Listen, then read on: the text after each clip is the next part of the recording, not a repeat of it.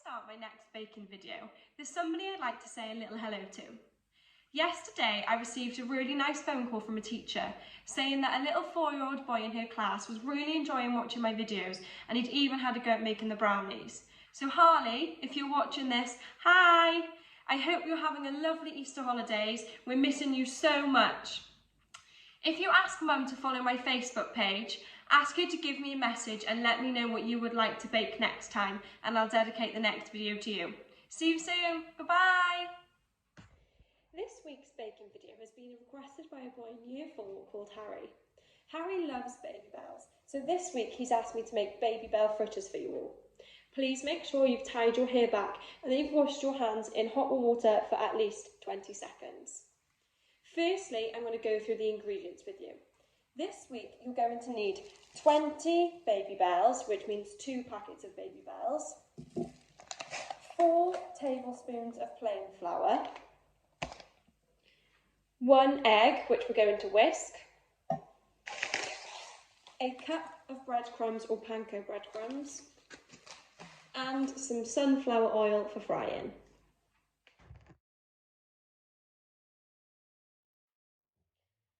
The first step is to whisk the egg, as this is going to be used for the egg wash. Try and use a bowl as opposed to a cup, because you are going to have to dip the fritters in there. So we're going to crack our egg and put the yolk and the white into our bowl. And then we're just going to whisk it with a fork.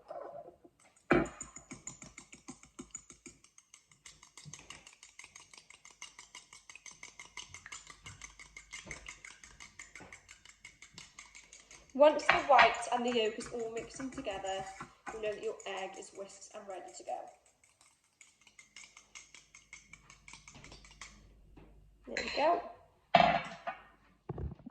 The next thing we need to do is unwrap all 20 of our Babybels. So be really careful with the scissors, and we're just going to chop the top off. And then we're going to unwrap all of these. So we're going to take the wrapper off using the red lines and take the wax off as well until we have our Babybels. I'm going to do this for all 20 of them.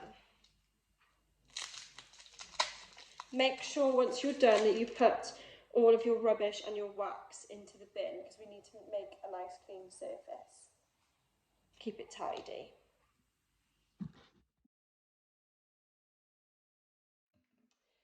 So for this next bit, you're going to need a tablespoon, as we're going to be working with the flour.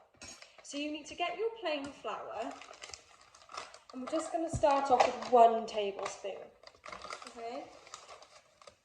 And you're just going to put that tablespoon onto the surface. Please make sure that your surface is clean and then you've wiped it with antibacterial spray. So when you've got that on the surface, you need to take each of your Babybels and roll it into the flour. Make sure that you get the flour on the sides as well, otherwise they'll burst during frying. Okay, so every bit of the Babybel needs to be covered in flour. Like this.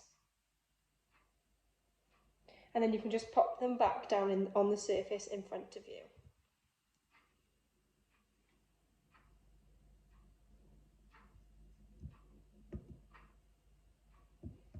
Once again, we are going to do this for all 20 of our Babybels.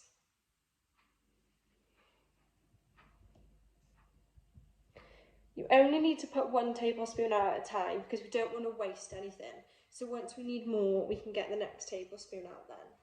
There's no point in putting it all out first, just in case we don't end up needing any, and then it's just going to go to waste.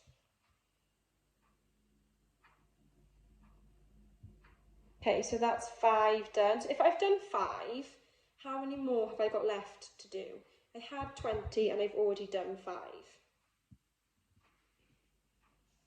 Correct, it is 15. Okay, 4 times 5 makes 20.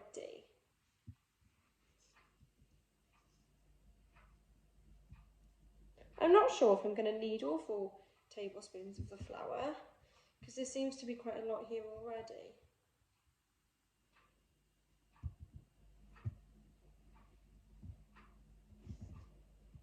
Okay, so now I'm halfway through. What is half of 20? Can you work out what half of 20 is? Good, the answer is 10. Half is 10. So what would a quarter be? Yeah, it's similar to the question I asked you before. If half of 20 is 10, what is a quarter? Okay, so we worked out half, which was 10. Half of that again is 5, which makes a quarter. Because like I said, 5 times 4 makes 20. Okay, we're nearly there, and I've only actually used 1 tablespoon of flour as well.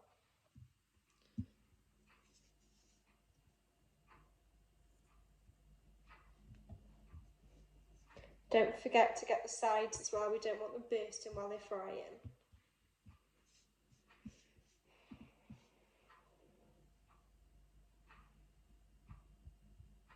And the last one.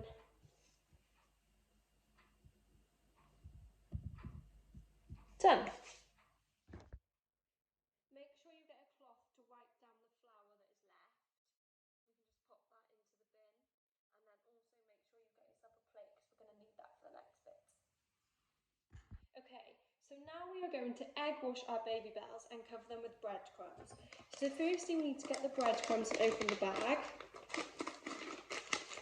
Now I did say to use a cup of these, but I think it's easier to put them into a bowl because it's easier to roll the fritters in. So I'm just going to pour some breadcrumbs into my bowl. And as you can see, I've got the method ready. So I've got my egg wash, my breadcrumbs, and my plate. So for each 20 fritters, we're going to take the fritter. We're going to put it in the egg wash. Then we're going to put it into the breadcrumbs, making sure it's all covered. Don't worry about using too many, as you can add more breadcrumbs in after. And then we're going to pop that onto the plate, and then we're going to move on to the next one. So egg wash, breadcrumbs, plate. Egg wash, breadcrumbs.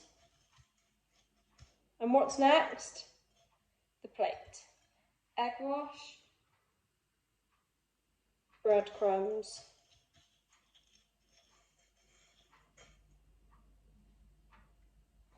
plate. Egg wash, breadcrumbs, plate. Now make sure that you do this for all 20.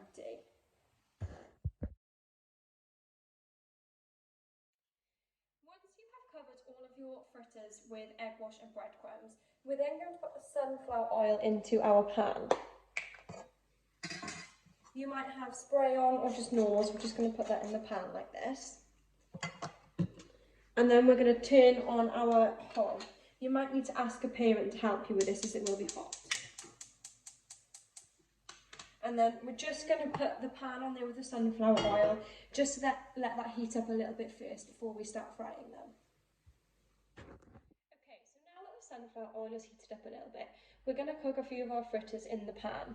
I'm going to put 3 in, but you might want to start with just 1. Please be really careful as the pan will be hot. And we're going to fry them on each side for 2 to 3 minutes until they are golden brown. I'm going to use a spatula to flip mine when they're ready. While you're waiting as well, if you get some kitchen roll, because that's what we're going to put them onto once they're cooked.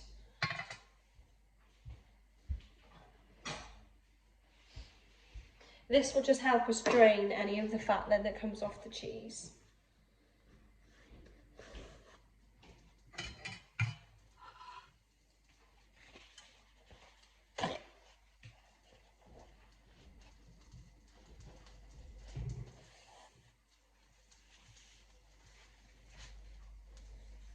Okay, so just leave them for about 2 to 3 minutes, and then once they're starting to go golden brown, we'll flip them over.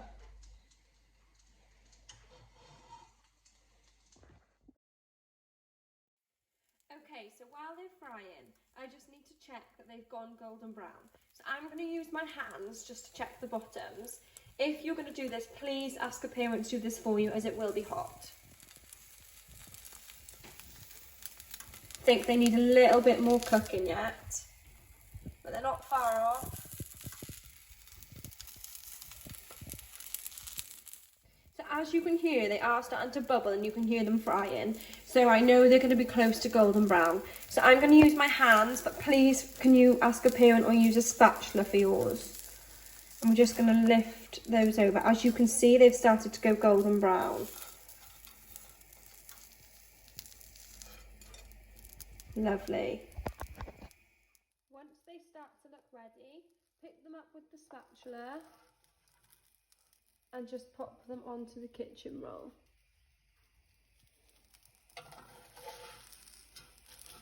Now I've used panko breadcrumbs, but if you use normal breadcrumbs, they will be an all-round golden colour.